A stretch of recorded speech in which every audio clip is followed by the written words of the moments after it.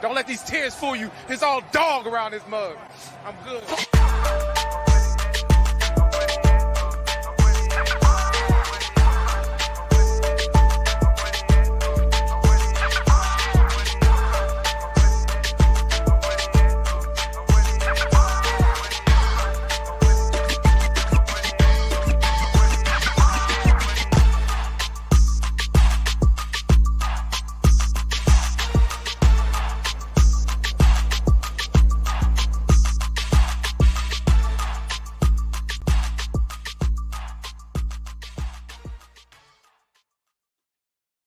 Hey, what's going on, Who Dat Nation? It is yours truly, TJ Jones. And yes, I am the host of the State of the Saints podcast. Thank you so much for checking out the State of the Saints podcast, where we talk New Orleans Saints. On this edition, we're going to be talking about the Saints Week 2 matchup versus the Carolina Panthers on primetime Monday Night Football. And we're also going to be talking about some of the games that we checked out on Sunday and how the NFC South fared in those games. But want to give a special shout out to everybody in the chat right now. If you can't be in the chat and you're actually watching this right now, I really do appreciate that as well. Just want to let you all know for this week, we will be working with Cash App. The State of the Saints podcast will be brought to you by Cash App. There also has, for those that may not know what Cash App is, I don't know why, but it's an app where you can actually send money to your family, to your friends. And also there's an option for people that may deal with financial hardship. You can actually apply for a loan through Cash App. So throughout the show, if you want to donate to the State of the Saints podcast, you can use $ State of Saints with the Cash App option. And you can put like your comments, your questions, or anything like that. And not only just this show, but the shows for the rest of the week. Once again, $ State of Saints. You can interact with me or give a question by using the Cash App. So shouts out to Cash App for working with your boy this week. But anyway, let's go ahead and talk a little bit about week number 2, the Carolina Panthers versus the New Orleans Saints. The Saints travel to Charlotte to take on the Carolina Panthers. The Saints are looking for their second win of the season, and the Carolina Panthers are looking for their first win of the season. And both teams are really on a little bit of a hot seat here. You know what I'm saying? Because you definitely want to get started based on what you've seen yesterday with the Tampa Bay Buccaneers winning against the Chicago Bears and the Atlanta Falcons versus the Packers. Now, I know some Saints fans, they like to panic and, they watching the Atlanta Falcons win 2 straight games, the Tampa Bay Buccaneers winning 2 straight games. And a lot of you feel like, I won't say a lot of you, but some may feel that the Saints just are, have to keep pace with these guys. And I don't think it has anything to do with the fact that you feel like this team isn't capable. It's just the fact that you're not used to being in this situation. I don't care about what Atlanta is doing. I don't care about what Tampa is doing, because regardless to what they're doing, they still going to have to face the Saints, and the Saints are going to have to beat these guys. Now, if I'm looking at both of these teams and I'm evaluating them, because I watched both games, I have to say, I got to be real. The Atlanta Falcons offensive line and running game, as of right now, is better than the New Orleans Saints. But outside of that, I'm not really impressed by anything else I've seen when it comes to their defense, their secondary, or anything like that. When it comes to the Tampa Bay Buccaneers, defensively, they always have been good, but I'm not really impressed when it comes to the offense either. I mean, because eventually you're going to have to ask Baker Mayfield to put a team on his back. And even though I got a lot of respect for Baker Mayfield as a quarterback, I just don't think he has it in him. But when you focus on the New Orleans Saints, I have to say, defensively, the Saints are a really good football team. Offensively, they need to figure it out, especially when it comes to the red zone. You had 7 opportunities to get into the red zone at some time last week, and you only got, 1 touchdown to actually show for it. The Saints have to find ways to get into the red zone, and they have to come away with 6 points. And that's the way that you're going to be able to beat a team like the Carolina Panthers. The Carolina Panthers, have issues with their offensive line, but I've heard this story before. I can tell you several times where the Saints played against a team that was supposed to have an inferior offensive line, and they were supposed to be able to run roughshod all over the offensive line, and the Saints couldn't get any type of penetration at all, couldn't snip the quarterback, right? So what the Saints need to do is they need to take advantage of this when it comes to this offensive line. The Saints have to get pressure on Bryce Young. He's able to move around in the pocket, and he makes some of his best throws on the move. So the Saints are going to have to keep him within the pocket and also be able to get some pressure on him when they get an opportunity to do so.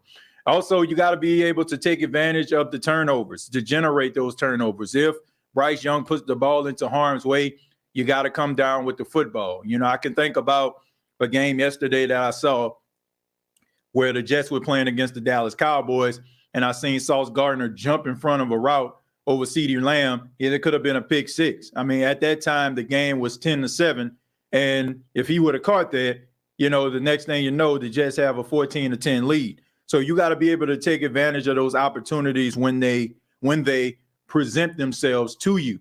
So if the Saints can do that, then I think they'll be just fine. Offensively, you got to be able to run the football. You got to be able to run the football. Last week, you get a little bit of a pass when you think about what the Tennessee Titans can do when it comes to like neutralizing the run.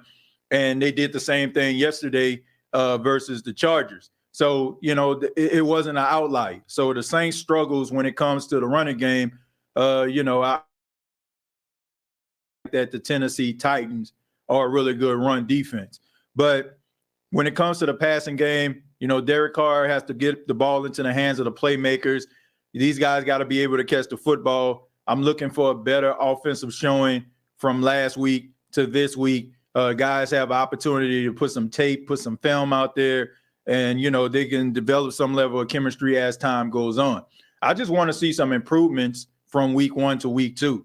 I'm not expecting for the Saints to go out here and score 40 points.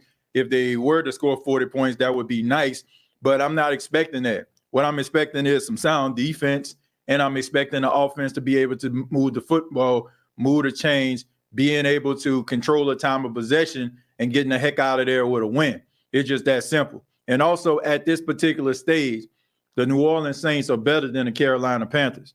And if you are better than a team, then you should beat them. It's just that simple. Like, if you are that team, you should be able to beat them. And I'm not trying to hear any excuses. You know, I don't want to hear about what the Saints did and if the refs did this and that and the third. If you are one of the best teams in the league, which a lot of us feel the Saints are, you got to be able to win football games like this. If you are the class of the NFC South, the way that everyone is saying that the Saints are the class of the NFC South, you need to win these football games. I'm not in the business of excuses. I ain't got time for it. Like, seriously, the Saints need to handle their business in this game and take advantage of those opportunities. They should win this football game. And, it should be a game where, you know, Carolina does try hard, because they do. And I don't want to be one of those situations where we're wondering to ourselves, why in the world or how in the world the Saints lost this game. You know, it can't be that way. So Derek Carr has to show up. The running game has to show up. If the defense can replicate what they did last week versus the Tennessee Titans, I think they'll be just fine. But, you know, a lot of things that I saw in that game, you know, the Saints kind of got bailed out, you know. But when it comes to Bryce Young, when it comes to the quarterback position, he's a better thrower of the football than Ryan Tannehill. And if you give him opportunities to hit his guys wide open, trust and believe he's going to hit it, right? He's not going to overthrow his receivers like Ryan Tannehill did on 2 different occasions. Just not going to happen. So the Saints got to be ready to be able to win this football game out there in Charlotte. The Saints haven't won in Charlotte, I want to say in like 3 seasons. So it's been 3 seasons since the Saints won in Charlotte. So I'm pretty sure the Who Dat Nation, as well as the Saints organization, want to get a win out there in week 2. But let me go ahead and read some of your comments, and then we'll go ahead and move on from here. I'll start with Jerry says, who cares about the Falcons and Succaneers? This is our game. Screw them. You know, well, you know, you got a lot of Saints fans out there that's chirping and saying all these things about the Falcons and the Buccaneers. which, I think a lot of that has something to do with the fact that they probably jumped off the porch and probably said that they weren't going to, start the season and be very good. So I think that, when it comes to that, a lot of people don't like being wrong. So, they try to, because they're wrong, they get a little angry and they get a little anxious. And then they get a little paranoid when it comes to their team, too. But I'm not concerned about it because I know this is a long season. I mean, it's only been 2 games. So things have a way of working in your favor at times when you get on a roll like this. And then as time goes on, when teams start to figure out what you're doing scheme-wise, schematically, then, they can make those adjustments. And you really find out what type of team you actually have, if they are legit or are they not. I told you about them Bucks, TJ, fire them cannons. What did you actually tell me? It's been 2 games of the season. Like, I don't understand. Like, the season isn't over. Like, you know how many teams start off 2-0, don't make the playoffs? You know how many teams start off 2-0, things start to go awry? I'm not saying that, maybe they will make the playoffs, but I'm not impressed by the Tampa Bay Buccaneers. Like, honestly, who the hell did y'all play? Like, y'all played the Minnesota Vikings, who fell behind backwards into prosperity all last season, and they 0-2. So how impressive is that? The Chicago Bears, what's their record? Aren't they 0-2? So how impressive is that? That's not very impressive. Like when we get into like week 7, week 8, and I'm watching teams, be successful, then I will concede. But people were ready to say TJ E. Crow after 1 game. Like, what are we doing here? Like, that, I mean, a team that has been in the Super Bowl over the last 3 years, and you still have some of these fans out here looking for validation after 2 weeks. Come on, man. Act like y'all been there before. Like, there's no way in the world if the Saints start off 2-0, I'm jumping in any chat on the NFC South talking about we running the South. Like, that shows you right there, like, come on, man. Y'all been there before. Y'all been the last Super Bowl champions in the division. So I don't know, man. All I'm saying is holler at me around week 7, week 8, then we can have that conversation. And I will gladly concede. If we're around week 8 and week 9 and Tampa Bay is leading the division and they only got 1 loss or no losses, then we can sit around here and talk. But right now, I mean, it's only been 2 games. So I'm not impressed. I'm glad from a fan standpoint, I can understand the elation because I'm pretty sure a lot of people, including myself, felt like they weren't going to be very good. And now that they're undefeated, you feel very confident. But this is a long season. I mean, you can win 10 games and lose the next 3, or you can win 2 games and win the next 3. But I will wait, at least till midway through the season before we start talking about how good the team is. And like, come on, man, both of the teams that Tampa played have struggles and they haven't won a game. Us winning over the Panthers and ending the losing streak in Carolina. Yeah, I mean, that would be huge. Saints got bailed out in Titans game on that fumble that was called an incomplete pass. Yeah, pretty much. Some people, feel that way. But look, I don't feel bad because how many times have the New Orleans Saints have been screwed by a play call? I'm just being honest. Like, I hate to say it like that, but you're talking to the wrong person if you want sympathy for another team after being screwed by the referees. I mean, no. Sometimes, it's good to get the ball to bounce your way. Let's see. TJ, will they win tonight? The NFC South will have 3 undefeated teams. So much for it as the weakest division in football again. Yeah, you know what I'm saying? That's a little bit of a shock.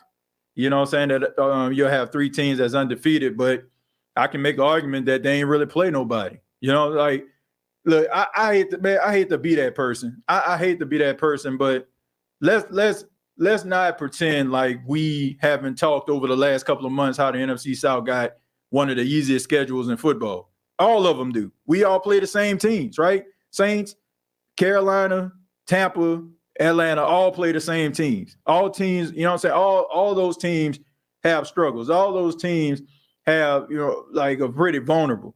I mean, think about this. Okay, the Saints are going to be going up against Bryce Young and a relatively new offense for the Carolina Panthers, a whole new regime, new coaches, new everything, basically.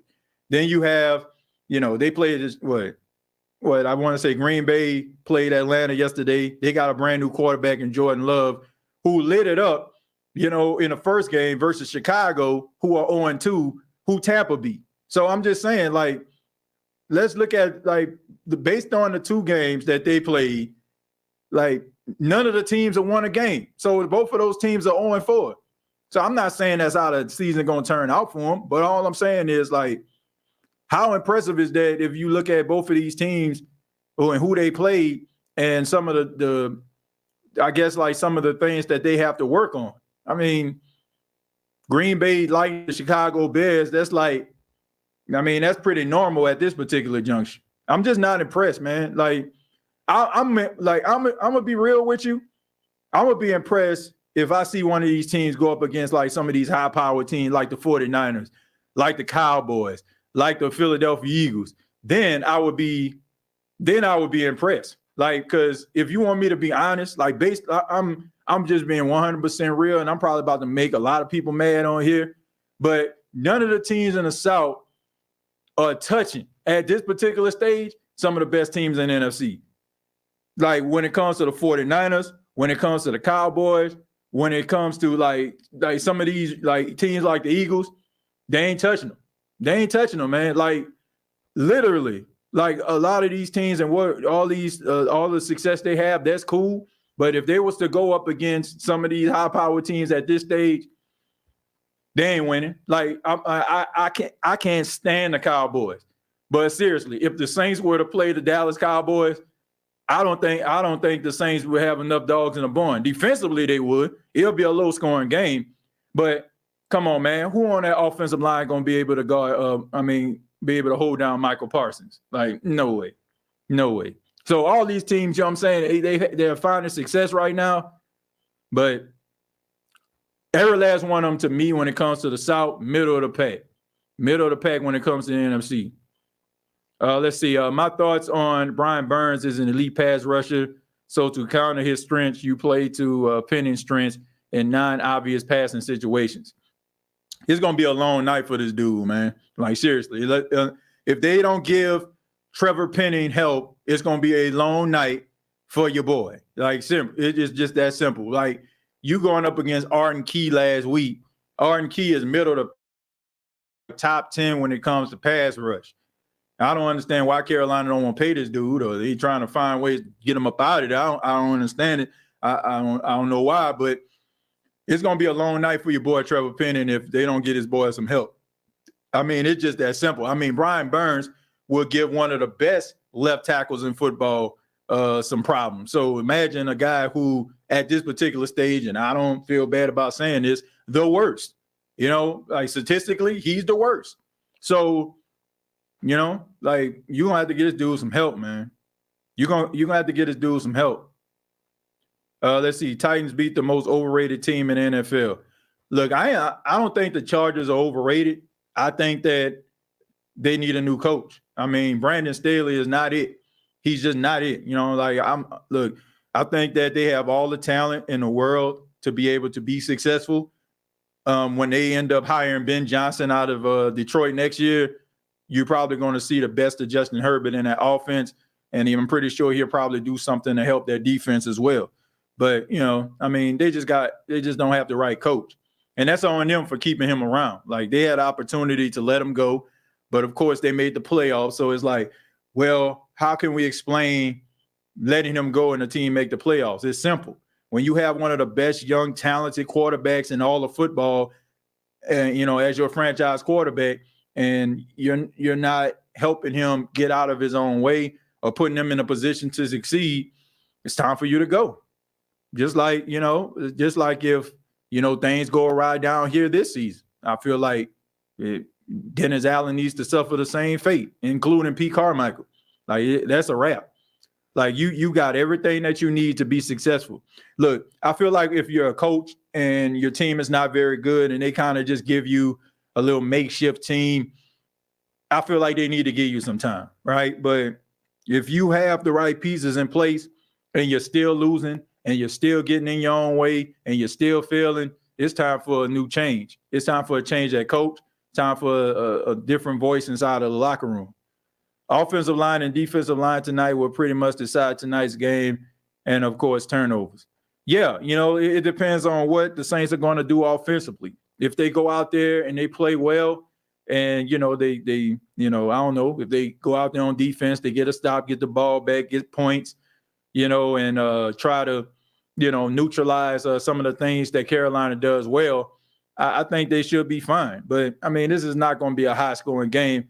This is a divisional game. Both teams have some really talented players on both sides of the football.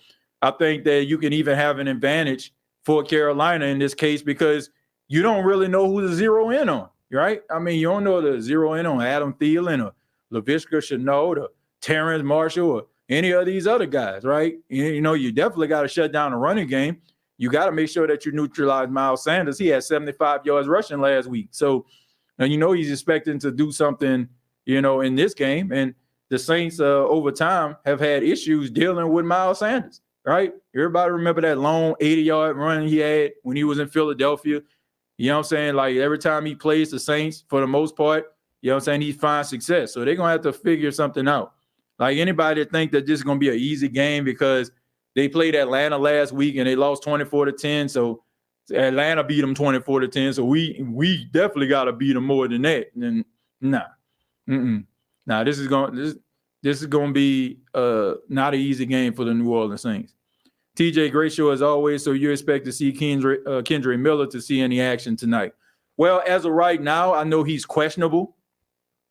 I expect for him to maybe try to give it a go tonight, but I think that this is going to be the Jamal Williams show. I think you're probably going to see a better outing from Jamal Williams. Like, even though he struggled, like, as far as running the ball, he had about a 2.4-yard average. He still had 45 yards off 18 carries. So he was able to get some positive yards, even in the midst of that tough defensive front of the Tennessee Titans. But look, I expect for it to be the Jamal Williams show until Alvin Kamara gets back. But I'm not buying what people are saying as far as, catching the ball out of the backfield, a screen game or whatever. Look, you got to find a way to be able to dump the ball down to some of your running backs and, be able to utilize them in some way. So I think that they need to get back to that. Some people we'll get back into it when Alvin Kamara gets back. But, why do you have running backs? Let's see. I agree, TJ. Only way I would feel the Saints could keep up with the top teams in the NFC is if they do what they're supposed to do and beat the brakes off teams like Carolina. Yeah, that's my whole thing. I would just be sitting here as a homer if I was to tell you that I feel like the Saints are like a top 3 team in the NFC. They're not. They have the potential of getting there, but do I feel like the Saints, could they beat some of the top teams in the NFC? Yeah. But do I think that they are a top 3 team? No, I don't. I do not. But once you, just like you said, Eminem, the only thing is you got to be able to beat the teams that, that you're supposed to be superior. Right. And I don't feel bad about saying this. And I don't see why anybody would get mad, because here's the reality. We get mad at talking heads for not putting the Saints in these type of conversations. So in order for the Saints to be in those type of conversations, you got to beat teams like this. You got to be able to beat teams who have struggled, teams that are trying to figure it out, because you're supposed to be the experienced team. You're supposed to be the team that's supposed to be the class of the division, right? So if you are the class of this division, then you need to win the football game. It's just that simple. And you should look impressive by doing so. Facts. The NFC South is still garbage. I can't wait till Ritter is forced to make plays all game long. Packers got gashed in the run game yesterday. You ain't running on us like that. Well, look, here it is, Sydney. Here's the reality. I'm not going to be oblivious to the fact of Atlanta improving, because they are.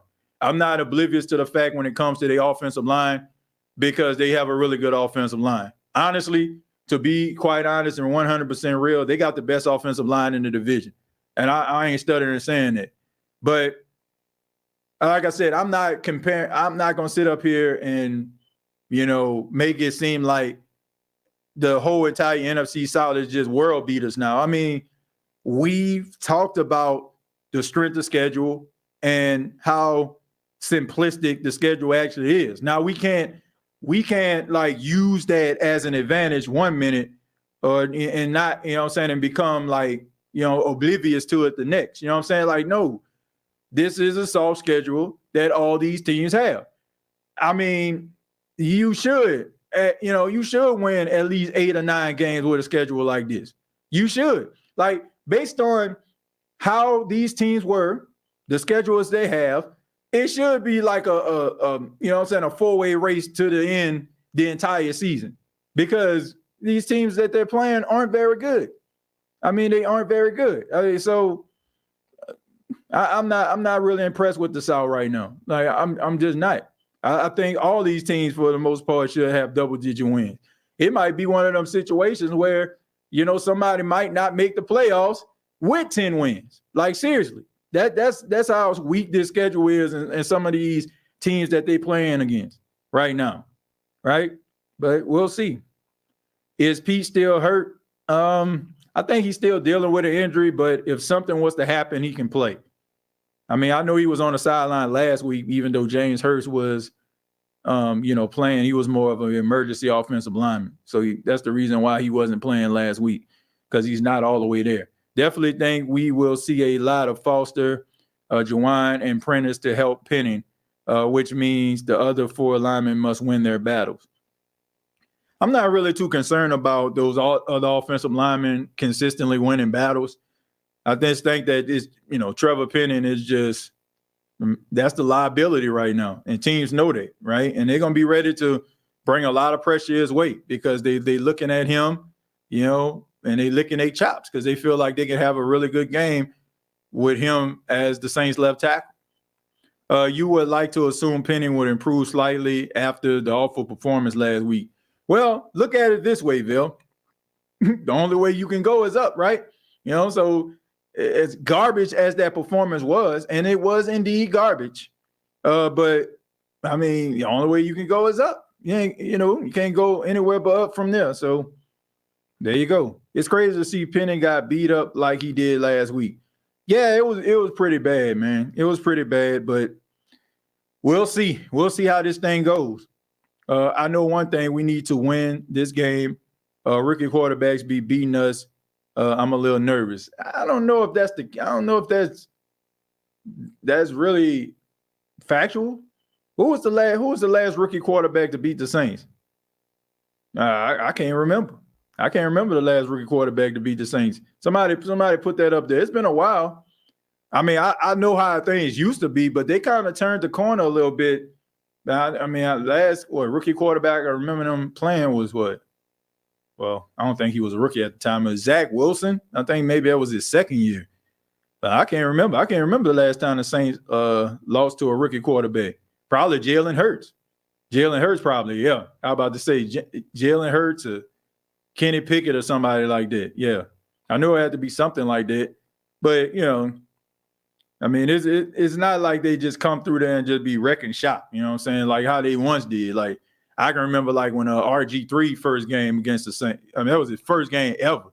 I mean, he wiped the floor with the Saints. Like, my goodness. Like that was embarrassing right there. TJ, I got a strong feeling we see a pick 6 for the Saints. Well, I hope so. I hope we see a pick 6 for the Saints. Need to see something, I want to see them continue to get those turnovers. I like the way that they're playing in the secondary. I like how people like these guys are jumping in front of passes, trying to catch them. Like honestly, I can live if a guy trying to make a play, and let's just say he jumps in front of football and he probably like a hair too late, and a tight end, get a big gain or something. I can live with that. Like, seriously, I can literally live with that, because that's a guy trying to make a play. They're not waiting for the plays to come to them. They're trying to make it happen for themselves. And I got a respect for that. But if you just out there, man, not having your head turned around and waiting for the guy to catch the ball so you can tackle him, that's when I feel like it's an issue.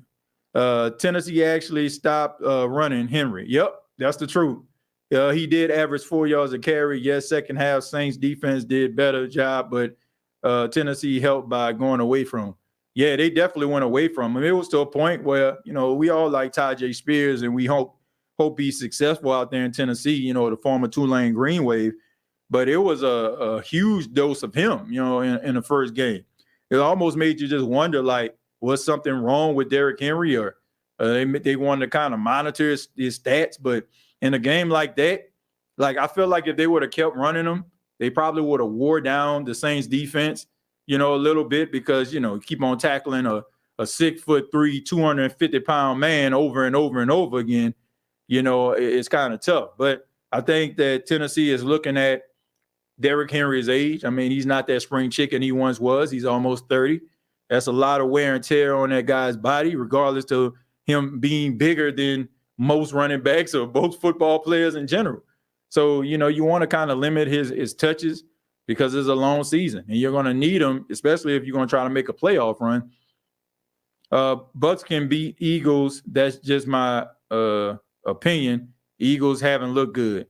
The Eagles have not looked good, but even the Eagles at their worst, they still look better. Like, I know people looking at the fact that, they used to be throwing the ball all over the place, averaging about 30, 35 points a game, something like that. But, I mean, they still were able to run the ball with DeAndre Swift. You still was able to, like, get the ball into the hands of your playmakers, Devontae Smith. The offensive line still a beast out there. You know what I'm saying? And if you have a weak defensive line, they're going to be able to run all over you, And, I mean, I don't know. They're not on that level yet. They're not. Like, they're not on that level. Like, I think defensively, because of Tampa and what they are, I think that, they'll be able to do some things to neutralize Jalen Hurts for the most part, but I don't think they'll be able to withstand that for an entire game. TJ, how do we make sure we don't see what we saw from the left side of the O-line last week against the Panthers? Well, I mean, at this particular stage, until Trevor Penning gets better, you got to be able to give him some help. You got to be able to get a guy out there to chip. You got to be able to, find ways to get guys off their block. You got to find a way to, make things easier for him. And, is this going to change overnight? No, it's not. But you got to find ways to do it, because it's not going to change overnight. I'm not making no excuses for the New Orleans Saints this season. I'm not. I don't care how bad Trevor Penning plays on the offensive line. I don't care what transpires. This team should win. It's just that simple. This team has all the pieces in place to be successful. And it seems like things are going in the right direction when it comes to the battle of attrition. I didn't see a lot of names on the list. That's where you want to be. Around this time last year, it looked like a whole mass unit out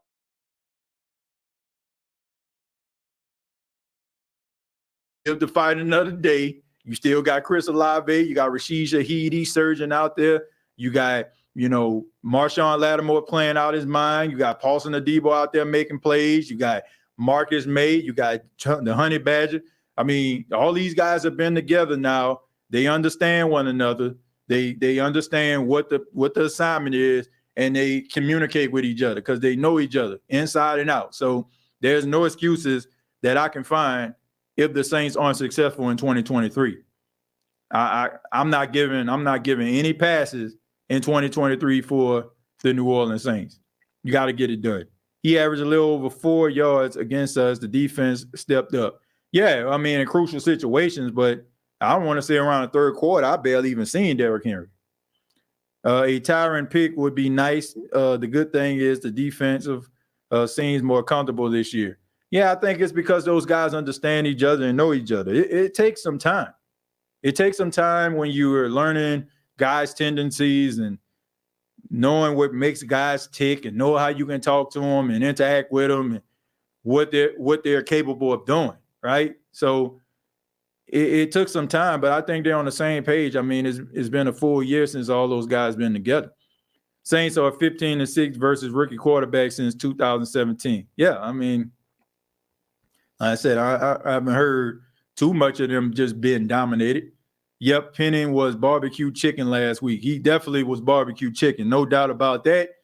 But hopefully we don't have to hit that button so many times this week.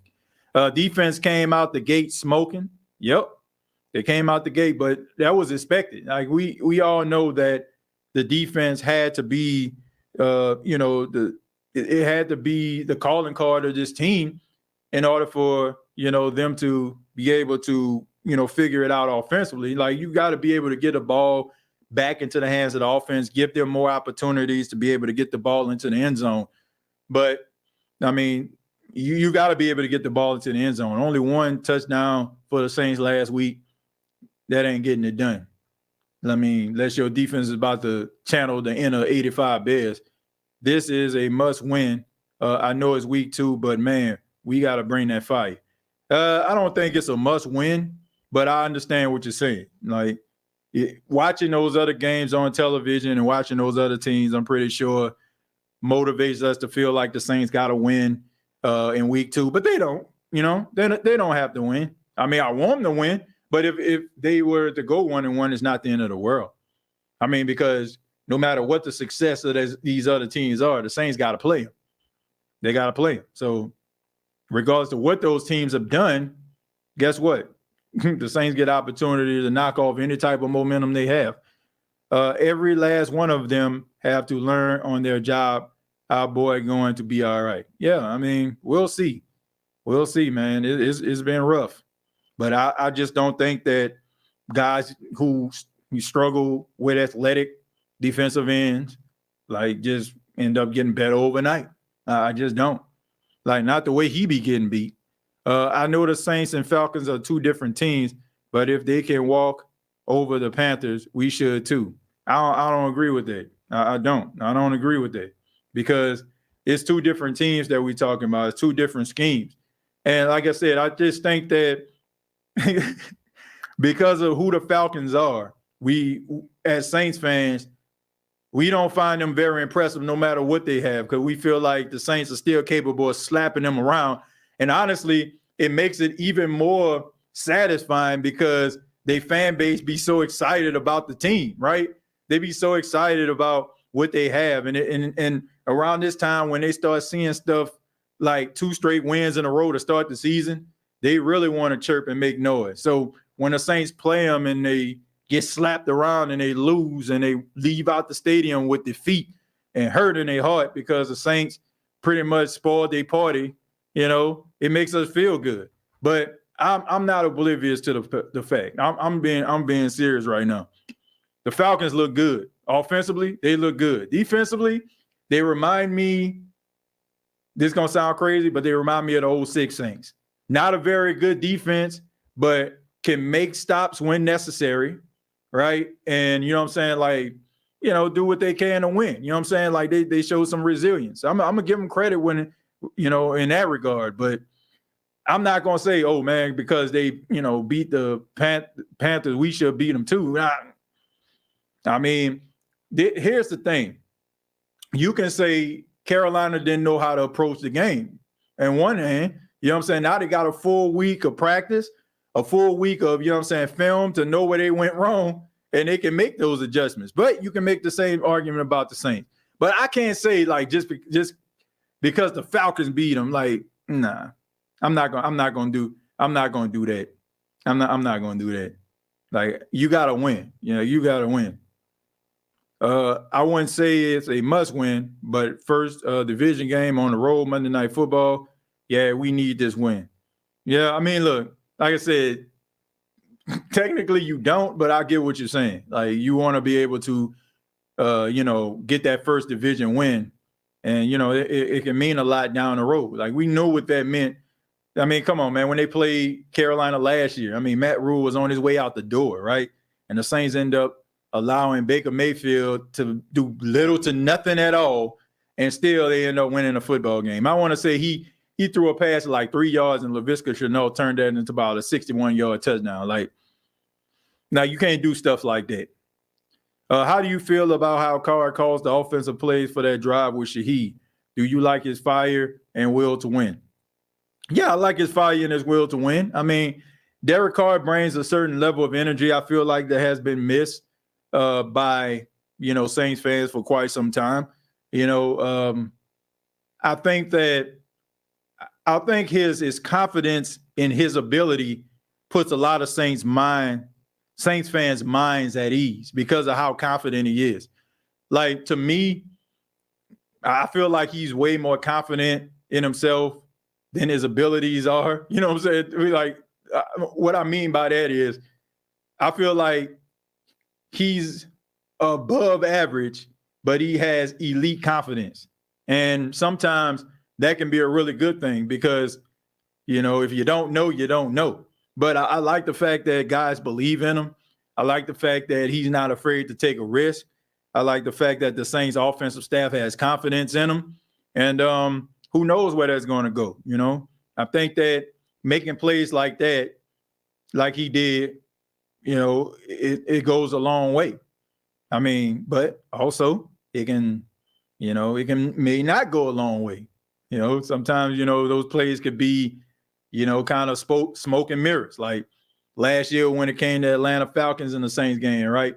We seen that pass that Jameis threw to Jarvis Landry, and we all just thought, man, this is the type of team we're gonna have some dogs this year. And then the next thing you know, we got Andy Dalton, and we watching that on Thursday night and Monday night, and Lord have mercy. Like, so, hey, let's see.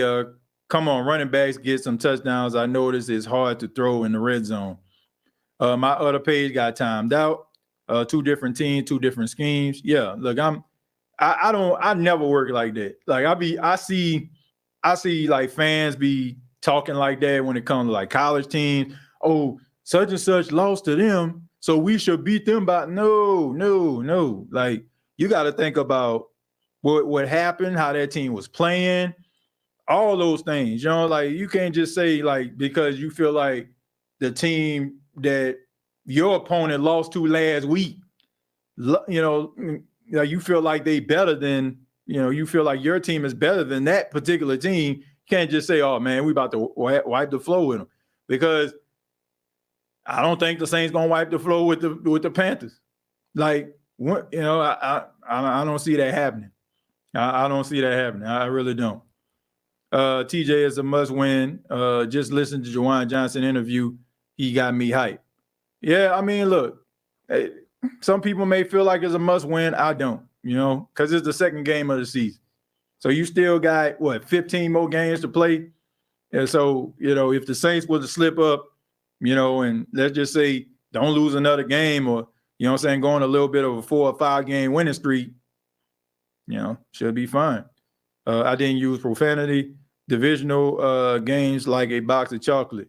Never know what you're going to get. Yep. Because everybody knows everybody. Everybody knows there's no secrets, among divisional games. Like, everybody know everybody. So it's a matter of putting my best against your best, because it's going to be a tough out. Y'all must thought I was a troll because I said the Bucs can beat the Eagles.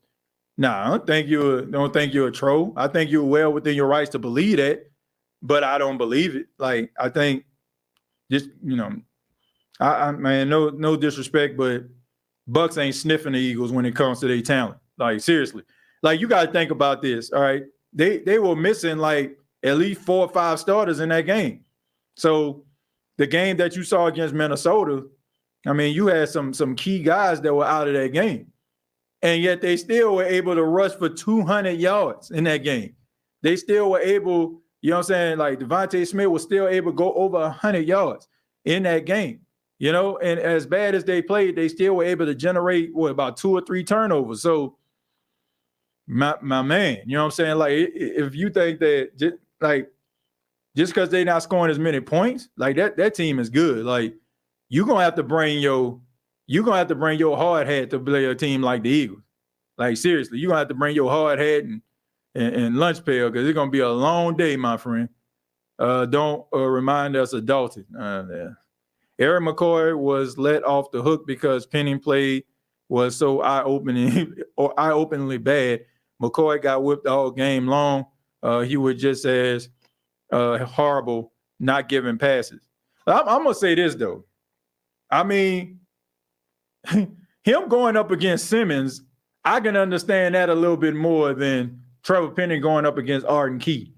Like, because Arden Key is not at this stage an elite pass rusher like Simmons is as an elite interior lineman. Like, this guy's like one of the top 5 at his position, is Simmons. So if Eric McCoy get whooped a couple times, that's kind of understandable. Like, if Eric McCoy was going up against Aaron Donald, like, and he got whooped, I can understand that. Like, when you going up against elite pass rushers and you lose a matchup, I can kind of understand that to a certain extent, especially like if you're like good middle of the pack, like I can understand that. So, but that going up against Arden Key and getting whooped like that, like he made Arden Key look like he was Michael Parsons or, like Reggie White or something. I'm like, man, God dog, like Reggie White back. You know what I'm saying? Shoot, like Lawrence Taylor out there or something. Like he was making that guy look bad.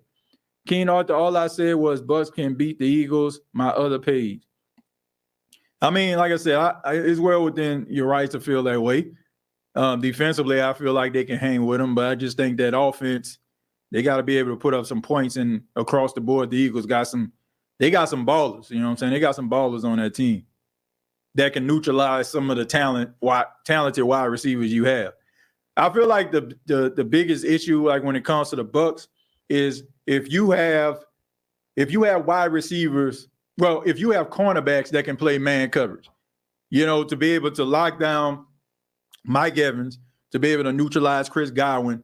Like, if you got some guys across the board that can go up against some of those guys, like it'll be hard. It's hard for Tampa to win. That's why the Saints match up so well, because they can easily just put Lattimore on Evans. They can put Paulson Adebo on Chris Godwin, and they can play man across the board. And you're expecting Baker Mayfield to hit some of those passes in tight windows. And I don't think he's that type of quarterback. I think he's a rollout quarterback. He does his best. He does his best moving around in the pocket. If you keep him stationary, you're expecting for him to stay in the pocket and make a play. And it would be tough for him. The Eagles, that'll be a tough matchup for him. Hit that like button. It's called coaching, my man. 210 people, only 6 likes. Come on, we can do better for TJ. Well, I mean, I appreciate that. We got 215 people as of right now. I ask that you hit the like button if you enjoy the show. TJ, love you, my brother, but it was not just Simmons. I mean, but they got some, man, go across that board. I'm telling you, Dolph, I'm telling you, like, go across the board, look at their defensive line, look at how dominant they were against the rush and getting pressure on quarterbacks. They are a really good team. And I know, like, they kind of fly under the radar because they're not exciting. Like, they averaged like 15 points a game last season, if I'm not mistaken. They're not a high-powered offense. They're more of an old-school smash-mouth team, right? And when you have old-school smash-mouth teams, your defense has a way of, complementing the type of offense that you're trying to beat, right? You know what I'm saying? Because, you take a bunch, you taking practice and you trying to shut down Derrick Henry so I'm just saying, man, if you look at them statistically, when it comes to their rotation, when it comes to the guys that's like on their defensive front, I mean, they make it tough for everybody. That's just who they are. They're a really good defensive line. Let's see. But I totally respect your opinion as always. Yeah, man, it's all good. I just think that, man, they got a good rotation. I got some shouts out to my buddy. He covers the Tennessee Titans. I was chopping it up with him, and we was talking about before the game, and he was like, I'd be shocked if, this game, any of these teams get 20 points. And I was like, yeah, you're probably right. I said, because, how good the defense is. And he was telling me about the different guys that they have. And, he was talking about some of the analytics that I wasn't familiar with. He kind of helped me, like, when I was trying to break down the game for the pregame last week. He helped me out a lot. So, I mean, those guys got a good rotation, man. They scored very high analytically. And, if you go up against the Tennessee Titans, you know, you lucky if you score. You lucky if you score like at least 24 points. You get to 24 is a miracle to me. Eagles are good, bro. You know how much work the Saints front office put into building that team. You ain't lying, for real. Think about this. If the Saints wouldn't have made that, well, I guess you can look at it two ways, right? If the Saints didn't make that deal with Philadelphia, then we wouldn't have had Chris Olave. We probably would have just had Trevor Penning. And, you know, it wouldn't have made us feel good, you know, just having, you know, Trevor Penning the way that he was playing. But if you didn't get, you know, Chris Olave in that trade, then you probably more than likely would have got Jalen Carter. But, hey, I mean, I don't think the Saints losing any sleep, though. You know, like, I think that Brian Brzee is going to be good just like Jalen Carter is, but you would have got yourself a dominant interior lineman, you know, for the next 10 years. But, you know, but still, man, I mean, there was some bad decisions by the New Orleans Saints, you know, getting rid of C.J. Gardner-Johnson. You know, I mean, he led the league in interceptions last year. But, I mean, it is what it is, man. You make these trades, you hope that it works out, and the way it did for the Saints. I mean, you still were able to get Chris Olave. Who's upset with that? Like, who's upset the Saints got Chris Olave? I'm not. So it worked out.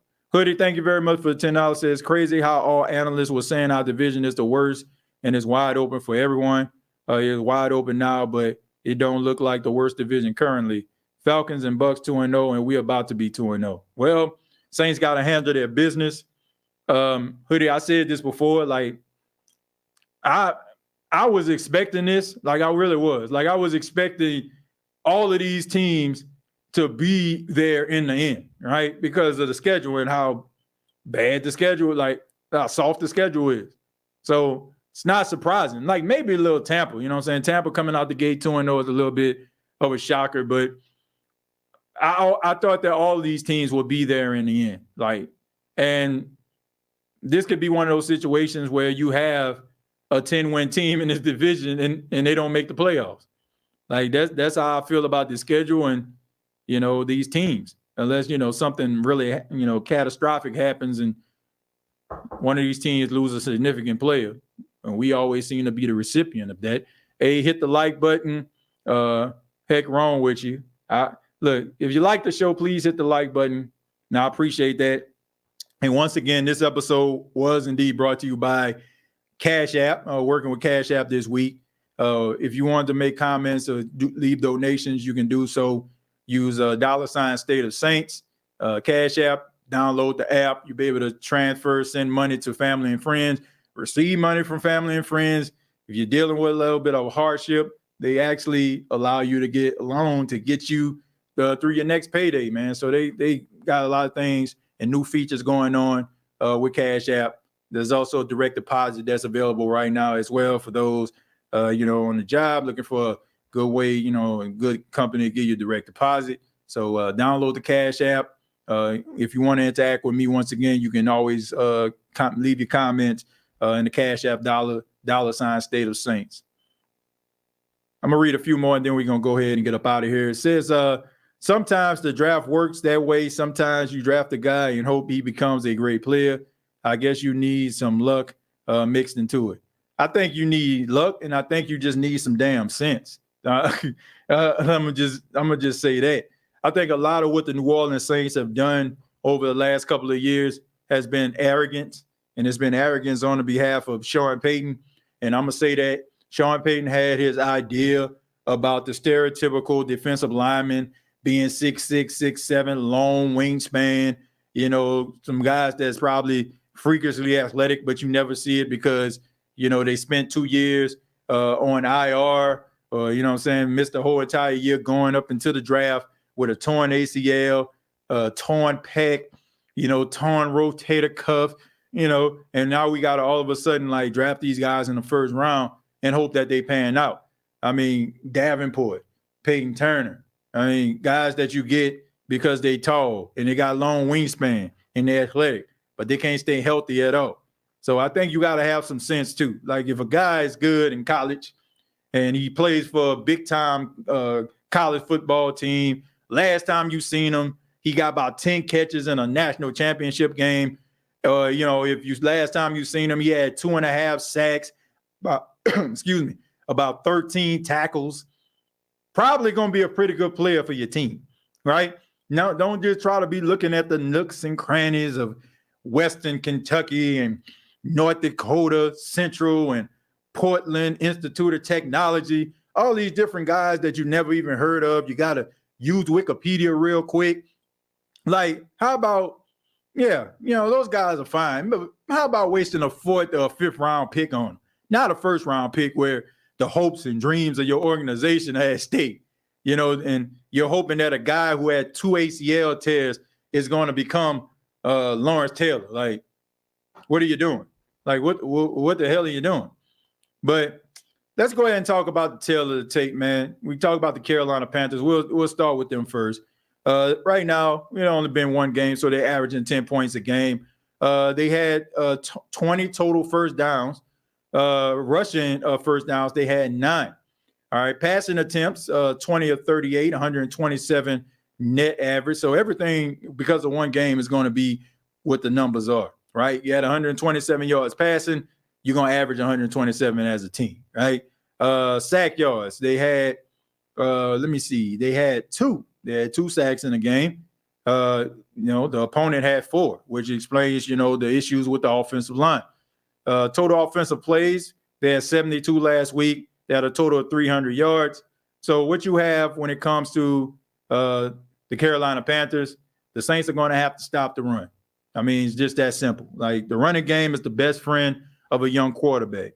You get that running game going, it gives them the confidence to be able to get the ball and push it downfield. So it has to start with the Saints trying to stop the run, right? The offensive line last week gave up 4 sacks in that game. So, it's not the best offensive line in the world. But we know that the Saints, for the most part, they're trying to figure out their defensive line. So hopefully those dogs can go out there and start hunting. But, it's going to be tough. The Saints have to start off by shutting down the running game. Last week, Derek Carr threw for 305 yards, had a 69% completion percentage, averaging 9.2 yards a play. Had 1 touchdown, 1 interception. He was sacked 4 times. He had a quarterback rating of 96.1. I mentioned Jamal Williams. He had 18 carries for 45 yards. That's a 45-yard average. He had a long of 11 yards. He fumbled 1 time, which hopefully, thank God, they didn't come back to haunt the Saints because it was the first down to seal the deal. You also have some wide receivers that's making some plays. Chris Olave was targeted 10 times. He caught 8 of those 10 for 112 yards. He had 64 yards after the catch. So that's something that we wanted to see Chris Olave improve on, right? Not just catching the ball, but also getting yards after the catch. We've seen that in a few instances in the game versus Tennessee. You got Rashid Shaheed, who's the second leading receiver. He was targeted 6 times, and he caught 5, right? So that's taking advantage of your targets, right? He had 89 yards, 17.8 yard average. He got about 5 yards after the catch there, but we know if Rashid Shaheed gets behind the defense, I mean, we already know what can happen. Michael Thomas, contributing. He had 5 catches. He was targeted 8 times. He had 61 yards, 12-yard average. That's what you want from Mike T. At this stage, you got some blazing speed guys on Chris Olave and Rashid Shaheed to be able to take the top off the defense. I feel like Chris Olave, they're trying to have him emerge as the number 1 receiver, of course. So I think he's probably going to get more targets. At this stage, Mike T, the Saints are looking for him to win his matchups and also be able to move the chains. I look at it in a way of, and I'm not comparing him to this particular player or, in this instance, but Larry Fitzgerald, right? Larry Fitzgerald and Anquan Bolden. Larry Fitzgerald was the number 1 receiver. Anquan Bolden was the dirty work guy. He was the guy that caught the passes when Larry Fitzgerald was getting double covered. He was the one that was moving the chains. And that's what I see Mike T as at this stage of his career, with the capability of taking over a game if necessary, if teams decide to double Chris Olave in the process. And you also have the secret weapon, and thank God that teams aren't recognizing him as of right now as a really good playmaker. I'm talking Rashid Shaheed, because to me, the guy's getting better. And honestly, he's probably going to be like one of them Saints players that you see down the line that we respect and admire, like we do with the Lance Moores, like we do with the Meachams, like we do with the Hendersons. He's going to be like one of those guys to me. Not the number one guy, but it's going to be that guy when you need a big play or you need a clutch moment, he's going to be that guy. We've seen Lance Moore do that on several occasions. We've seen Meacham do that on several occasions. That's what I see when I look at Rashid Shaheed. I like the fact that the Saints are more than likely aren't going to be using him in a return game as much, because I think that's a good thing, because he's becoming more of an offensive weapon for Derek Carr. And, and he's earning his keep, man. He's earning his keep. Like he's a sure-handed wide receiver with amazing speed. You got the defense. Of course, we know that Demario Davis had 10 total tackles last week. That clutch tackle on Derrick Henry to pretty much get the ball back into the Saints for the Saints offense in order for them to milk out the clock. Pete Warner had a half a sack. He had 8 total tackles in the game. Definitely want to see Pete Warner take that extra step. Hopefully he can stay healthy, throughout the season. Cam Jordan with a half a sack. All he does is just make plays. The ageless wonder that he is. You got Tyrann Mathieu out there. He's commanding the secondary. Alontae Taylor learning to play in the slot. It was a battle. Some battles he won, some battles he lost, and that's expected of him, right? Because we know that he's learning a new position, something that he's not really used to. Carl Granderson with leading the team with a sack and a half. If the Saints can get some production out of Carl Granderson, if he can get to double-digit sacks, the Saints can be a really good defense because teams are still double-teaming Cam Jordan. If he is dominating, I'm talking Carl Granderson, then what are you going to do? What are you going to do with Cam Jordan? Because if you put Cam Jordan in a one-on-one situation, he's going to win that. But this defensive line has to be ready. It has to be prepared. And they have to go out there and shut down the running game of the Carolina Panthers. I mean, they had almost 200 yards rushing, even though they didn't win the football game last week versus the Falcons. So look for them to try to run offensively when it comes to the balance of the run and the pass. And if the Saints can't stop the run, then that's going to set up play action opportunities for Bryce Young. And no matter how average you may look at these wide receivers being, you can't underestimate these guys. All these guys get paid a lot of money to catch passes. And if they're left wide open, 9 times out of 10, they're going to catch. We haven't had a Marcus Colston sleeper type receiver in a while, TJ. Yeah, I agree. But Marcus Colston was a moment in time. You still have some really good receivers that can get the job done. And I expect for them to do that on tonight. The Cincinnati Bengals were scuffling with us yesterday. We got the victory. Yeah, I mean, look, the Cincinnati Bengals, they got some things they need to figure out. The offensive line still look like it's in shambles. The running game is kind of suspect. You got some guys who are trying to figure out, if they're going to be a long-term solution or a short-term solution. Maybe that has something to do with, the way that they plan, maybe making some business decisions here. You got to start winning because, you just paid Joe Burrow, so he's going to be taking up the majority of the cap for the foreseeable future. So they're going to have to do something. They're going to have to do something to figure it out. But, we all know the Cincinnati Bengals are a talented team. Joe Burrow was injured, throughout preseason, still injured, but I think that once he starts to get fully healthy or like close to being 100%, I think that's when you're going to see, the Bengals take off. TJ, that bomb to Shaheed to seal the game could have been a touchdown if the pass was a yard further in bounds. Yeah, I can understand why he threw that football there, like instead of the inside, because if, a corner or safety jump in front of that, it can be an interception. So actually playing it to the sidelines, guiding Rashid Shaheed to the outside, he's putting it in a spot where 2 things can happen, right? Rashid Shaheed can catch the ball and establish it, right? And you pretty much, live to fight another day.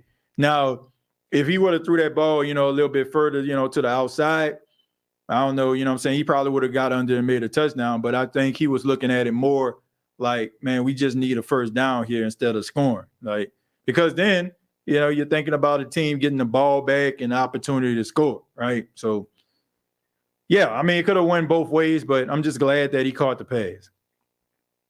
Burrow got the bag, so you know how that goes. Yeah, I don't know about that, man. I don't think Joe Burrow is that type of guy. I don't think it's because of the money, because the dude always had money. I mean, he was the first overall pick. So, I mean, first overall pick, you guaranteed at least $30 million. So he already got, some money, even though, now he's the highest paid player in the league. I mean, that shouldn't stop you from being successful anyway. I mean, being the number one overall pick and making that type of money. But I just think that he's injured, man. He's dealt with some injuries. And I just think it's gonna take some time in order for him to get back to where he was. If we come out here and we put up 30 plus, it will increase my optimism, but you got to do it against the cream of the crop, not usual bottom feeders. Look, you play who on your schedule, King Arthur. It's just that simple. Like, if they go out here and they blow out Carolina, it still feels as good as them blowing out some team that people feel like are superior.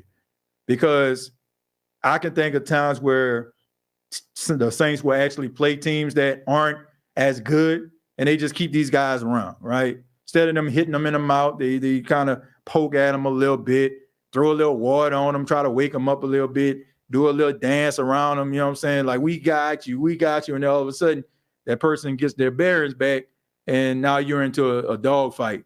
And now you're hoping that the referees make the right decision down the stretch. I'm good on that. Any chance for a Jameis package tonight? I don't know. Could be.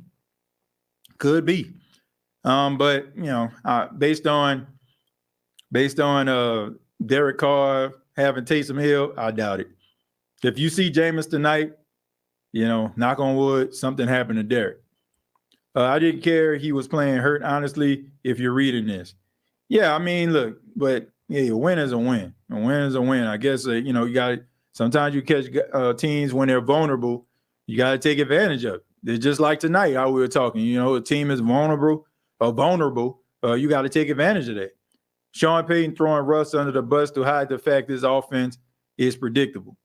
Yeah, when you got to lead 21-3 late in the game and the team come back, yeah, that's not a good look. That's not a good look.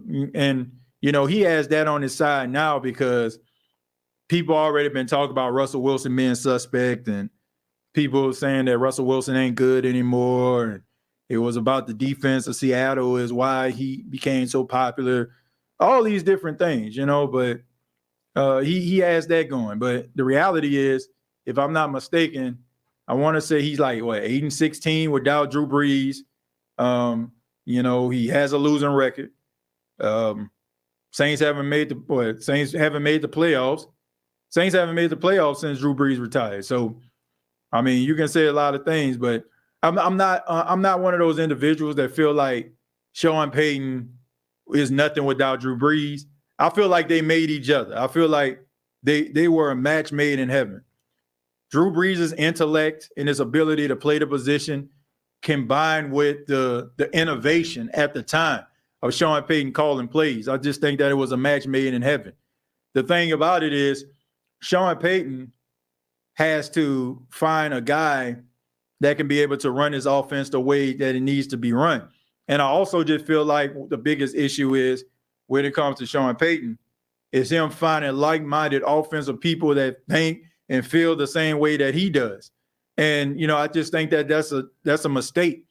If you are trying to run a business, why in the world would you want to get a bunch of people at the executive table that think, express themselves, and would do in certain situations what you would do? Like, it doesn't make any sense. So I feel like that's the issue when it comes to the Saints too. I think that you have a bunch of guys that think the same way, right? So if you start getting different guys who approach things differently, I think you'll find a little bit more success. But I don't know. TJ, how you feel about the Bucks? I feel they 2-0. Drew was thing one and Sean Payton was thing two. Yeah, look, Do I think that Drew Brees would have had the same amount of success if Sean Payton was his coach? No. Do I feel like Sean Payton would have the same amount of success as a coach not having Drew Brees? No. I feel like you can't write the story about one without including the other. So I know people, are mad about Sean Payton leaving, how he left, the whack-ass excuse that he used to leave. But I'm not going to sit up here and poo-poo and say this guy wasn't a great coach. I'm not going to sit up here and disrespect that guy because of the decisions that he made towards the end of his Saints coaching career. Look, without Sean Payton, half of you wouldn't even be here. It's that simple. Like, let's just call a spade a spade.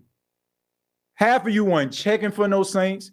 A lot of you are bandwagon riders. You know what I'm saying? Just kind of go with the flow of the thing. Not everybody. Get in where you fit in. But you weren't thinking about it. And you wouldn't be thinking about the Saints. Half of you don't even know what the Saints looked like before Sean Payton got here. So when a lot of people make their assessments about the team, they have absolutely nothing to compare it to. Nothing. Like people when I have conversations, and no disrespect to anybody, but when I have conversations with young Saints fans that's like in their 20s, like trying to tell me about what the Saints need and what they like, miss me with that. You know what I'm saying? Like, I ain't saying that you can't give me information about this team, but I know where this team was at, what they used to be, how nobody was checking for them, and the feelings that you have that the Saints can win every game, the fact that you feel like the Saints can make the playoffs, go to the Super Bowl, all these feelings that you have is because Sean Payton was the coach of this team and he changed the narrative about how Saints football is looked at. So you got to give him credit when it comes to that. Like, you can be mad at him for leaving. You can think that it was an excuse for him to leave, talking about mental health, which I do. I'm sorry. As a person that deals with mental health, anxiety, depression, I feel like it's a cop-out. And I feel like you shouldn't use that as an excuse if you're not really going through that. That's just me. But to say that, I want to wish this man like failure throughout his post-Saints coaching career, no, I don't. Because I know what this guy meant to this team. You may not want to admit it, and you might be mad, but half of you would not be here if it wasn't for Sean Payton, because he made you have pride in your team. He made you want to rep the Saints. Where my 90s kids at? You know what I'm saying? Where my 90s folks at? When we used to be rocking bomber and starter jackets. You know what I'm saying? Like, nobody was like, if somebody would have caught you with a Saints starter jacket on, they would have ripped you from the time the bell ring at 8:30 to get in class to 3:15 when it's time to leave. Like, nobody was checking for the Saints like that. You had to be a diehard Saints fan back in the day in order for you to be repping that hard. So some of you are just a recipient of the Saints' success. And that's all you know. So when they start failing, you're like, what the heck going on? It's like, bruh, I remember when the Saints was trash and they weren't in the game. You know what I'm saying? I can deal with the fact that them not being very good, but they fighting. But back in the day, man, with debt, taxes, and the Saints losing on Sunday. But now it's like, oh, man, we could have won. No, the reason why you feel like we could have won is because in games where the Saints were down, some of the play calling and the execution, combined, with Drew Brees and Sean Payton, got you feeling like this. So I'm not – look, I ain't going to disrespect the man like that. Do I think that him leaving and how he left was a sorry-ass excuse? Yes, I do. But I'm not going to sit up here and pretend like this dude wasn't the greatest coach that ever coached on the sideline for the New Orleans Saints. A lot of that stuff is just like, we just kind of scorn because he left. I admit I'm one that never cared about football before Payton and Brees. They made football fun to watch as a non-sports fan. Exactly, and I appreciate you for mentioning that. Some people aren't going to say that. They're not. They're going to pretend, man, I've been rocking with the New Orleans Saints since 19. Like, man, please. Like, please.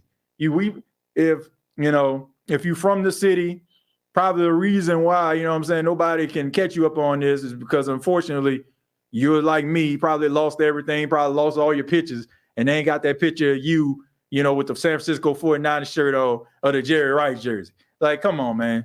Like, we try to make it seem like, you know, we've been, you know, like, it's just been sunshine and rainbows, and no matter who coaches the team, it's going to be this way.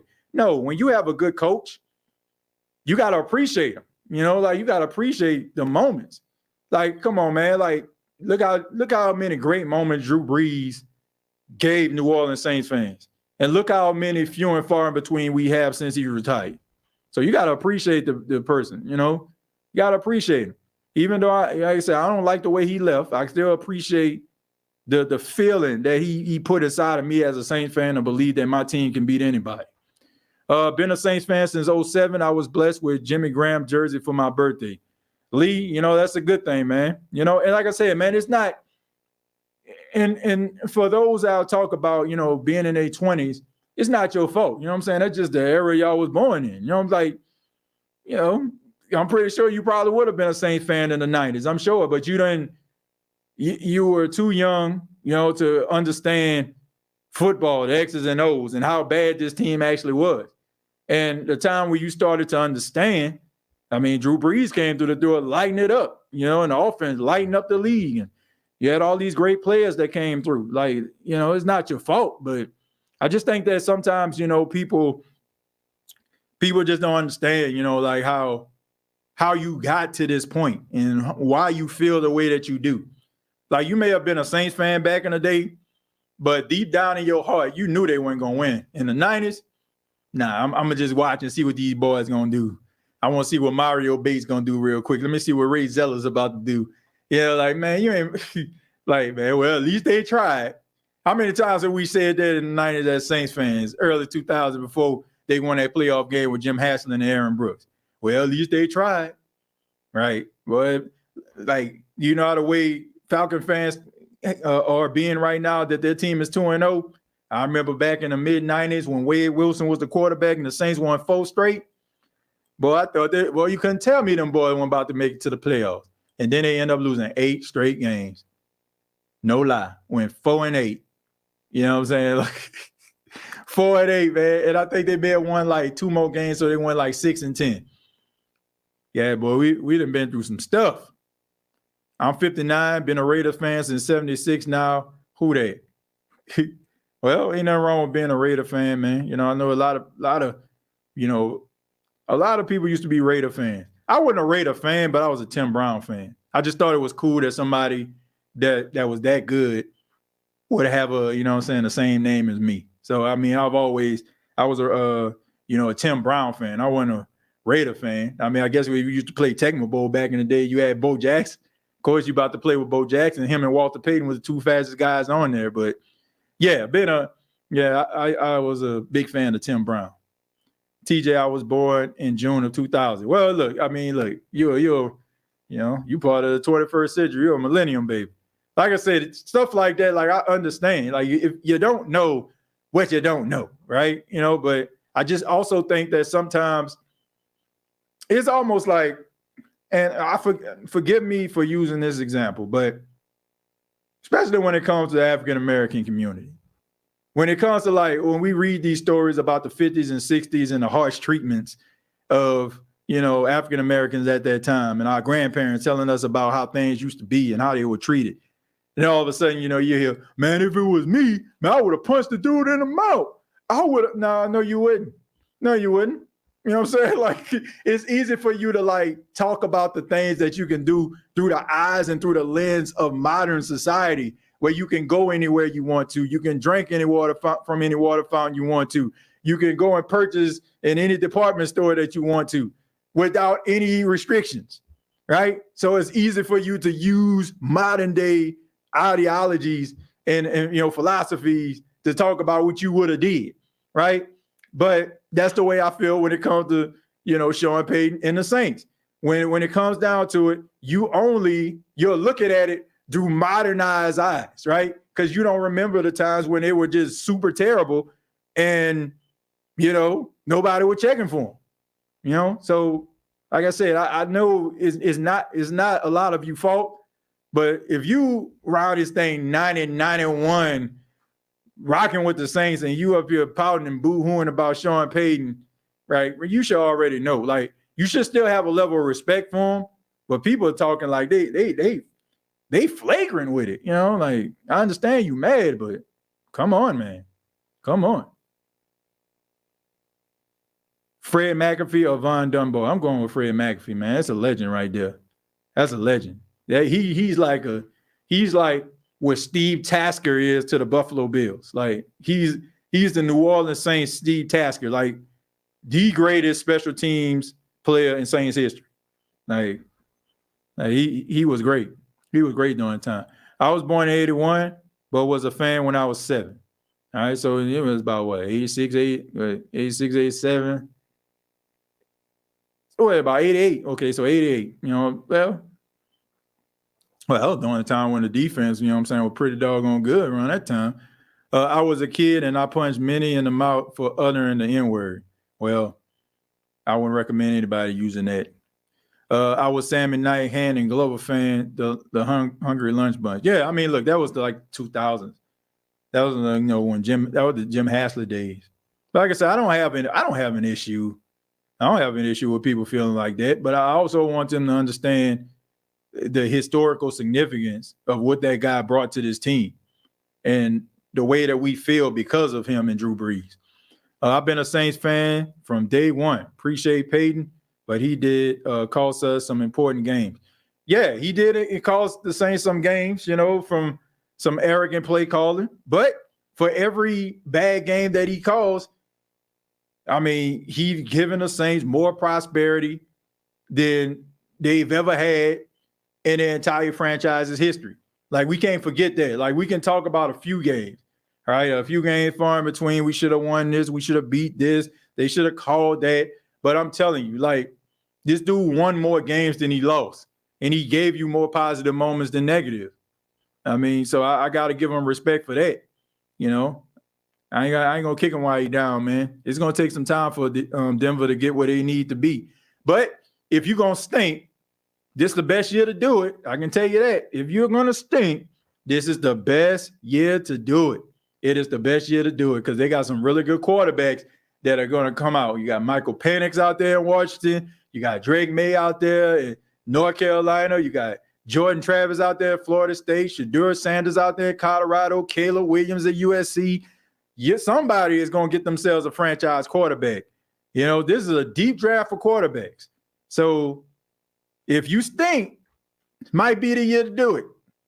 If you picking in the top 5, might be the year to do it. Yep, TJ, that was Haslett. He was defensive-minded like Dennis. Yeah, he was. He's a pretty good coach, too. TJ, I'm sorry. I know I was born back in the 80s, but that brown paper bag era, I know it was stressful. I couldn't wear it myself. Well, yeah, I mean, it was a stressful time, man. But, I mean, everybody loved the Saints. I've been a Saints supporter since the 83 season, and I still don't like Dennis Allen is a losing head coach. Eric Bieniemy should be the head coach. Well, I tell you what, you got to do some winning. If you don't, then you might be looking for a guy like Eric Bieniemy, who really is starting, and I think people are really starting to see maybe he did have something to do with the Chiefs and their offensive success. I mean, since they haven't really been scoring a lot of points over the last couple of weeks, and their offense looked like a mere shell of themselves. But, hey, what do I know? Let's see. Rest in peace, Ironhead. Yeah, Craig Ironhead Haywood. But, I mean, he definitely living on through his son, Cameron Haywood, out there with the Pittsburgh Steelers, who's going to be a Hall of Famer in his own right. I thought Hayner was the future. Could be. I mean, this dude's still a rookie, you know? I mean, and I know some people are like, well, he used PEDs. Like, yeah, he used PEDs, but he wasn't using PEDs at Fresno State when he was completing 70% of his passes, throwing for 20 touchdowns, 3 interceptions with a career total of 68% completion percentage. Nah, man. You know, he still got a chance to be, I don't want to say he's going to be a starter, but he still got a chance to have a successful career. Would you throw away a season to draft Shedeur Sanders in the first round? I wouldn't throw away the season, but I'd draft him. I definitely would. and I don't stutter when I say this. Shedeur Sanders is the closest thing to Drew Brees I've seen in a long time. Like, he is the closest thing I've seen to Drew Brees.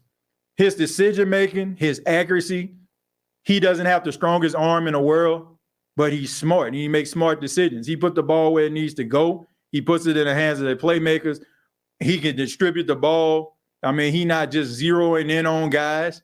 Like, he's distributing the ball out. Like, to me, he's the closest thing to Drew Brees I've seen in a minute. Like, I'm trying to think. I'm trying to think who I see. I'm trying to see who is the closest thing to Drew outside of Shedeur. Like, I don't see it. Like, Shedeur Sanders is like the way he plays the quarterback position. And trust me, I watched every, like, of course I did. I mean, I went to Jackson State for God's sakes. I watched every snap of Shedeur Sanders' collegiate career. Every snap. For him to be so young, I never seen a quarterback as intelligent and makes such smart decisions to be that young. Like, it's amazing to watch him play. And like I said, I mean, to me, I know you have other guys out here like Caleb Williams with better arm talent. Drake May, good ball placement.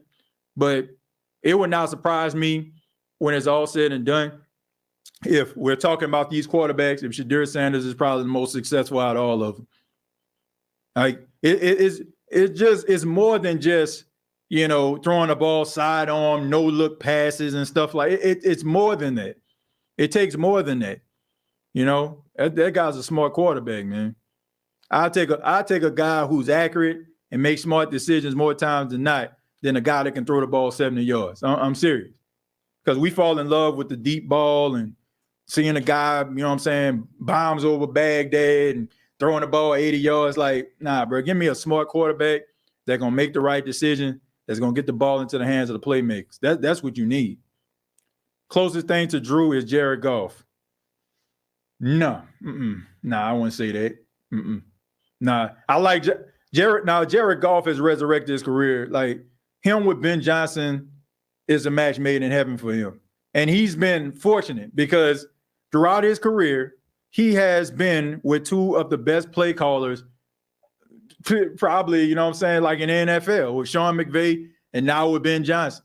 So, to me, like, a lot of that, he didn't fell behind backwards into prosperity here.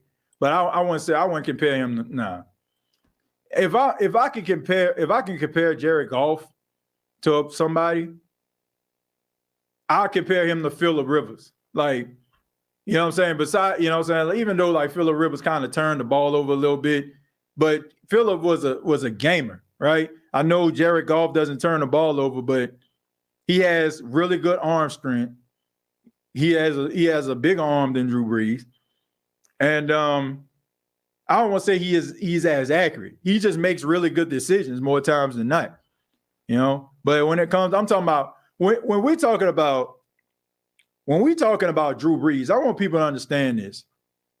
You got to think about being cerebral, right? Like Drew Brees was cerebral. Drew Brees could dissect the defense, walk into the line. He's the guy that's putting the offensive line in places to succeed. He's telling the wide receivers what to do in the totality of the game. You know what I'm saying? And he's distributing the ball in ways where people just can't zero in on other receivers. Like, no matter if it was Colston, if it was Michael Thomas, like his ability to manipulate defenders with his eyes. Like, come on, man. Like, it takes more than just, he's just accurate. When you look at Shedeur Sanders, like, I'm talking about everything that he brings to the table, how cerebral he is, like how he's able to dissect defenses, like that might get the best of him. If you watch that first half of that game versus Colorado State, they had his number. Like, I mean, Alvin Kamara's cousin was out there balling. You know what I'm saying? I don't know if he was really his cousin. They just had the same name. Kamara, the defensive end. I mean, he was giving these guys fits.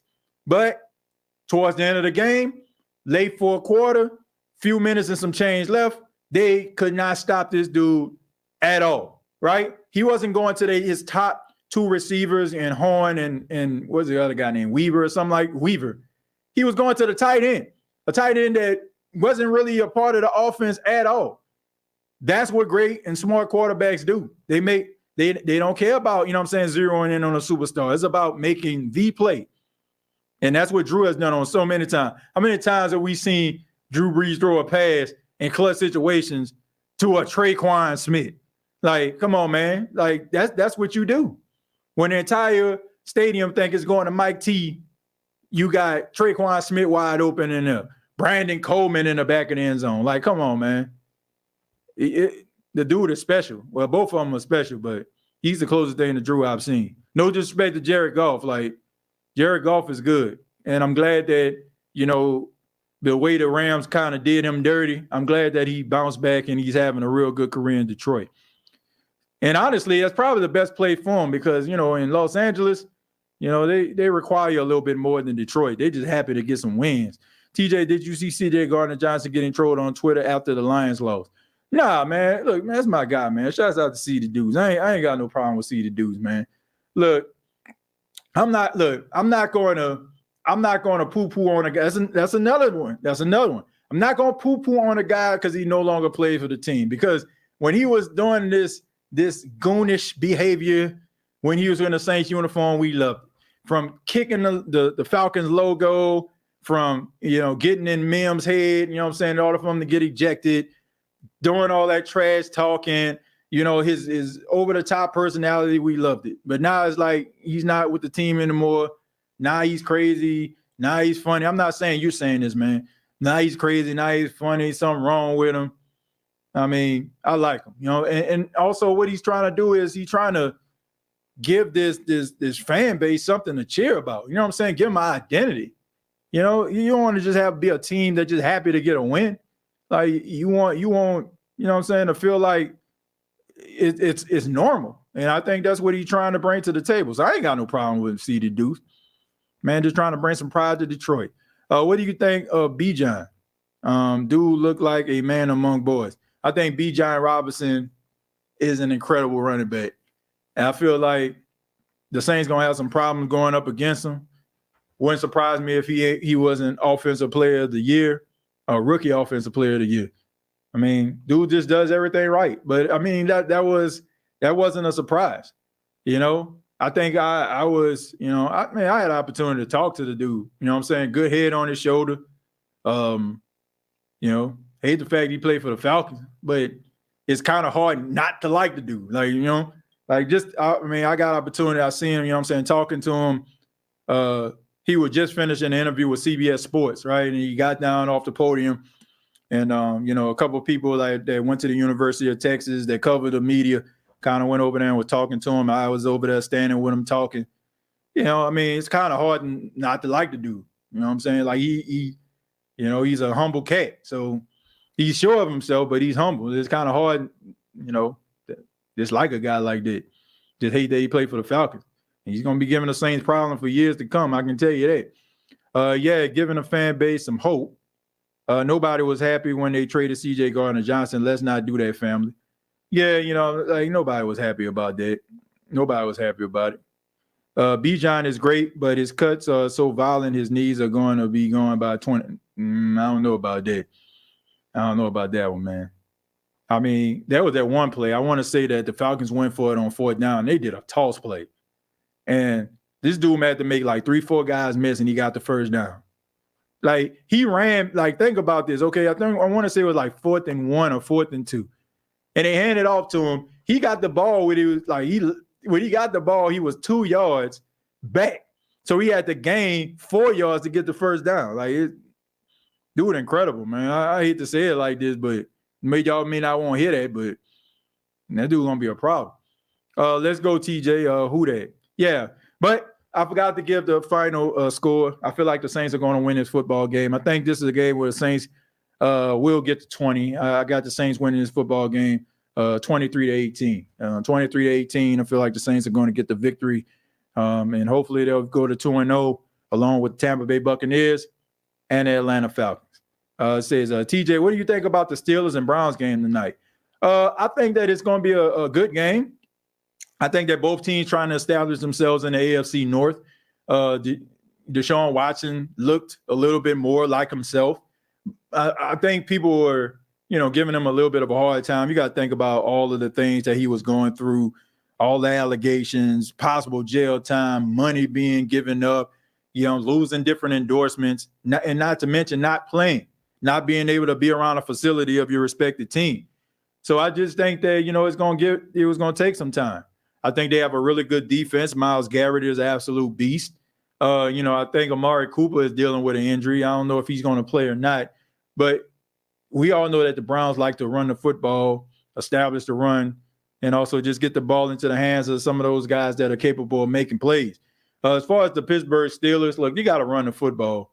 You got to run the football, set up the play action, maybe do a few rollouts with Kenny Pickett, getting the ball into the hands of George Pickens. Look, they got some weapons on the Steelers team. They just got to use it. They got a good, solid offensive line now. You got your number one receiver, George Pickett. And, you also got Fairbairn out there, the tight end. So, you got some guys that can contribute. Defensively, the Steelers aren't what they used to be. They still can make plays, and they still are a better defense, more so than others. But this is a new team. This is a new team, and, it's going to take some time in order for them to kind of grow and be those Pittsburgh Steelers that people once knew. But I think the Steelers are going to win this football game, to be honest with you. I think they're going to win. I think, Steelers, no matter what type of team they have, they always seem to be there in the end, always make it interesting. So I think the Steelers are going to win. Let's see. Put one in the chat if you pick the Saints to win tonight. Yeah, I think they're going to win tonight. I said, 23-18. So hopefully they win the game tonight. Don't keep these Panthers around and give these guys hope to feel like they can just win this football game. But thank you all so much for checking out the State of the Saints podcast. I really do appreciate it. Before you go, just want to let everybody know, okay? I know some people probably filing out. Just want to let you know we are back on Bleacher Report. That's right. We are back on Bleacher Report. I will be going live on Bleacher Report immediately following the game. All right. So for those that want to check me out, want to check out the live stream for the New Orleans Saints, what I'm doing right now, I'm going to go ahead and put that link down in the chat so you all can have it. Hold on. Let me make sure I give you all the link because we will be going live there. I know some people was wondering where I was last week. Some people got the message. Some people didn't get the message. Some people, were wondering, like, was I going to do a live show? Yes, I do. Well, we're working with Bleacher Report for this particular episode. But hopefully, this could be a continuing thing. The plan is to continue to work with Bleacher Report. But in order for us to continue to work with them, just want to make sure that everybody kind of comes over. So if you go to Bleacher Report, right, you go to bleacherreport.com, you select the New Orleans Saints as a team, you will see the live stream immediately following the game. And as a matter of fact, it should have a link up there for you to be able to click on it so you can be able to check out the live stream. We're going live on Bleacher Report immediately following the game. So once again, I'm asking everybody for their support. So if you're not doing anything after the game, you want to check out the Saints commentary, whether they win, whether they lose, come on over to Bleacher Report. We're going to talk about it for the post-game reaction show. All right. So thank y'all so much. Previous episodes available on Apple Podcasts, Spotify, iHeartRadio, Anchor FM. And also you can check me out on X at TJAY Jones 8. Till next time, all I got to say is, who that? Hey, don't let these tears fool you. It's all dog around this mug. I'm good.